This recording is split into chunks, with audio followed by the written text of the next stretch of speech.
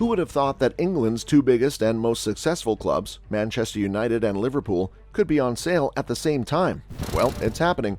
The club's American owners have decided it is best to cash their chips and move on. For Man United fans, this is the best news ever. They have long protested against the current owners and would welcome a change. Liverpool, meanwhile, have progressed well under Fenway Sports Group, but won't be against the change either. For starters, the two clubs are only 30 miles apart. Lots of fans, packed trophy cabinets, both play in red and famous grounds. These are just but few of descriptions that almost binds them, and have always gone head-to-head. But how do they compare in terms of success over the years? And if you had some billions of pounds lying around, which of the two clubs would you go for? We take a look. Trophy haul. Liverpool outrightly dominated English and European football in the 1970s and 80s, a time when United struggled following Sir Matt Busby's departure. The entrance of Sir Alex Ferguson at Old Trafford in 1986 saw the Red Devils recover from a difficult start to guide United through the most successful period in their history. They won a staggering 38 trophies during Ferguson's 26.5 years in charge, but his exit once more swung the pendulum, and the Reds have regained their spot as one of the world's best clubs under Jurgen Klopp. Interestingly, United and Liverpool have the same number of overall major trophies won, 66.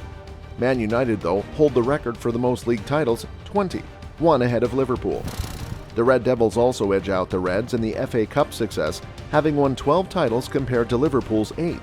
In fact, United are the second most successful club in FA Cup history. Liverpool make up for their domestic shortcomings in Europe. No English club has won more League Cups, European Cups, UEFA Cups, or UEFA Super Cups than them. Some people argue that the Community Shield and UEFA Super Cup are overhyped friendlies and shouldn't be considered. But even if you remove these two from the list, Liverpool have 46 trophies and United have 44. The two clubs' success is almost mirrored in their social media presence. United's lead on their rivals is enormous, though. The Red Devils enjoy a massive following, 60.7 million on Instagram and 34 million on Twitter.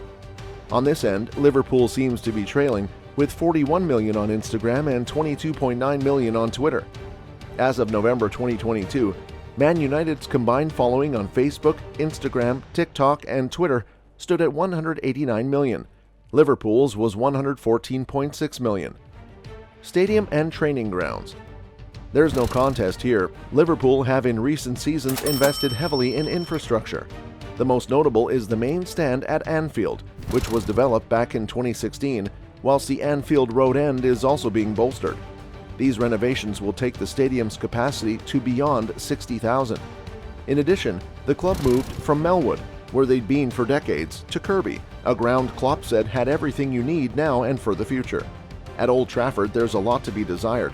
Cristiano Ronaldo, in his recent controversial interview, criticized Old Trafford and Carrington training grounds, saying nothing had changed. Nothing changed, surprisingly. Not only the pool, the jacuzzi, even the gym. Even the kitchen, the chefs, whom I appreciate, lovely people, they've stopped in time. It surprised me a lot. Clearly, for any investor coming in, it would take a lot beyond the asking price to either rebuild or start over again, but it's clear Old Trafford can no longer be mentioned among Europe's elite stadia. What about their commercial pull? Man United has always been mentioned in the same breath as the likes of Real Madrid and Barcelona when it comes to their commercial pull. It remains one of, if not the most marketable sporting brands in the world, and despite not winning a Premier League title since 2013 and the Champions League since 2008, United have never struggled to make good sums of money from sponsorship deals. Having said this, the Old Trafford club has suffered significant losses in the last few seasons. The 2021 season, Liverpool earned £487.4 million, while United brought in £494.1 million, 1.4% more. Despite their recent improvements, Liverpool still finds themselves behind Manchester United and a host of other clubs as well. New partnerships and sponsorships have helped improve their position, and whilst revenue has steadily risen, their figures are nowhere near their rivals. How much did the clubs cost, and what could they fetch if sold? They always say everything is for sale if the price is right. For Manchester United, their decision to sell did not come out of the blues. Their ownership has been marred by fan protests, poor performances on the pitch, and interestingly, huge debts. For these reasons, they will be more than happy to let go of a club they've been in charge for close to 20 years now. As for the Merseyside club, John W. Henry and his FSG just feel it's the right time to sell. They've always been open that if a good offer was tabled, they would be more than ready to listen. Simple. FSG are looking to make a kill from their sale of the club. It cost them £300 million to acquire the club, and they are looking to sell it for around $4 billion. The Glazers family, meanwhile, acquired United for £790 million back in 2005 and want a mammoth £8 billion to hand over the keys to Old Trafford. It means Liverpool are near enough half the price and in arguably a better state. In comparison, Roman Abramovich sold Chelsea's for £4 billion last summer, and even though the Glazers' asking price won't drop that low, they might need to shave off almost $2 billion if they are to get serious buyers on the table. Already one potential buyer has claimed the asking price is unrealistic. A minimum value of £5 billion has reportedly been set, with the current owners hoping a bidding war will see the price go even higher. Government-backed Arabian consortiums and financial groups have been linked with the two clubs, but there's strong interest as well from other American businessmen and investors. Jim Ratcliffe, UK's richest man, is among those who have been credited with interest in both clubs, and particularly Man United, a club he has always supported. The Old Trafford club is of interest to Amancio Ortega, the owner of the Inditex conglomerate, and who is estimated to be worth $61.3 billion. Others who have been mentioned to be interested include businessman Elon Musk, Middle Eastern investors, and a consortium including former club star David Beckham. Just like United, Liverpool will not be short of suitors. Two consortiums from Saudi Arabia and Qatar have registered interest, with reports indicating there have been initial contact already.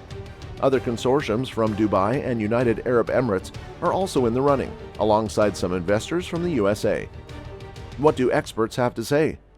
According to Jordan Gardner, the US-based football investor who had previously held stakes in Denmark's Helsingør, Irish side Dundalk, and the Championship's Swansea City, Man United presents a better investment opportunity. Liverpool and Manchester United are tremendous opportunities to acquire top-tier assets in European football. It's debatable which club is a better investment opportunity, but my opinion is Manchester United have more long-term upside and a better opportunity to create value. Manchester United are arguably a bigger global brand than Liverpool. Any American investor in particular is going to be looking for long-term asset appreciation and opportunities to see significant commercial growth in the coming years, which points towards Manchester United as a better opportunity. Gordon St. Denis, head of sports finance at Chicago-based asset management firm Monroe Capital, on the other hand, thinks it is a little closer than that. To say one is a better investment than the other is like arguing your favorite ice cream flavor, St. Denis tells The Athletic. For an investor, it often comes down to affiliation. If you are a fan or follow one of the clubs more closely, you need to realize this is a once-in-a-lifetime opportunity to make the purchase. Although spreadsheets and return calculations will be done ad nauseum, it usually comes down to a bit of an emotional decision in the end, even at these huge valuations.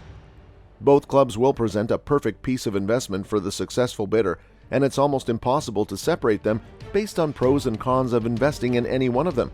And the debate on who is the fairest of these two maidens will most likely ramble on for some time, or at least until they get new owners.